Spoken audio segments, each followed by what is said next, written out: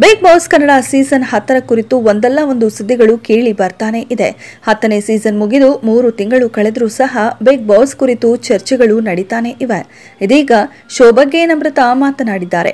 Big ಬಾಸ್ನಲ್ಲಿ plan ಮಾಡಿದಂತೆ ಯಾವುದೂ ನಡೆಯುತ್ತಿಲ್ಲ ಎಂದು ನಮ್ರತಾ ಅಚ್ಚರಿಯ ಹೇಳಿಕೆಯನ್ನ ನೀಡಿದ್ದಾರೆ. ಬಿಗ್ ಬಾಸ್ನಲ್ಲಿ ಇದ್ದಾಗ ವಿನಯ್ ಗೌಡ, ನಮ್ರತಾ, ರಕ್ಷಕ್ ಬುಲೆಟ್, ಇಶಾನಿ, ಮೈಕಲ್, ಅಜಯ್ ಮೊದಲಾದವರು ಒಟ್ಟಿಗೆ ಇದ್ದರು.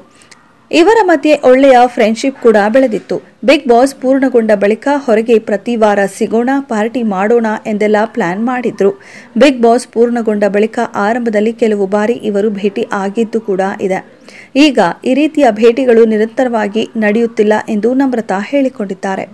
ದಿನವೂ ಸಿಗಬೇಕು, ಇಲ್ಲವಾದ್ರೆ ವಾರಕ್ಕೊಮ್ಮೆ ಆದರೂ ಸಿಗಬೇಕು ಎಂದು ಬಿಗ್ ಬಾಸ್ನಲ್ಲಿ ಪ್ಲಾನ್ ಮಾಡಿದ್ವಿ. ಆದರೆ ಅದೆಲ್ಲ ನಡೆಯುತ್ತಿಲ್ಲ. ನನ್ನ ಸರ್ಕಲ್ನಲ್ಲಿ ಇರುವವರನ್ನ ನನ್ನ ಬರ್ತ್ಡೇಗೆ ಕರೆದಿದ್ದೆ. ನಾನು ರೆಗ್ಯುಲರ್ ಆಗಿ ಯಾರ ಜೊತೆಗೂ ಕಾಂಟ್ಯಾಕ್ಟ್ ಇಲ್ಲ. ವಿನಯ್, ಇಶಾನಿ ಜೊತೆ ಆಗಾಗ ಕಾಲ್ನಲ್ಲಿ ಮಾತನಾಡ್ತೇನೆ. ರಕ್ಷಕ್, ಕಾರ್ತಿಕ್ ಹಾಗೂ ಇತರರು ಈವೆಂಟ್ನಲ್ಲಿ ಮಾತನಾಡ್ತೀನಿ ಎಂದಿದ್ದಾರೆ. ಇನ್ನು ಬಿಗ್ ಬಾಸ್ ಮನೆಯಲ್ಲಿದ್ದಾಗ ಅದೇ ಒಂದು ಲೋಕ ಅನ್ನಿಸುತ್ತೆ. ಅಲ್ಲಿರುವ ಬಾಂಡಿಂಗ್ ಹೊರಗೂ ಮುಂದುವರಿಯುತ್ತದೆ ಎಂದು ಹೇಳೋದು ಕಷ್ಟ. ಹೊರಗೆ ಬಂದ ಬಳಿಕ ಎಲ್ಲರೂ ತಮ್ಮ ತಮ್ಮ ಕೆಲಸಗಳಲ್ಲಿ ಬ್ಯುಸಿ ಇರ್ತಾರೆ. ಹೀಗಾಗಿ ಪದೇ ಪದೇ ಸಿಗೋದು ಅಸಾಧ್ಯವೇ ಎಂದಿದ್ದಾರೆ ನಮ್ರತಾ.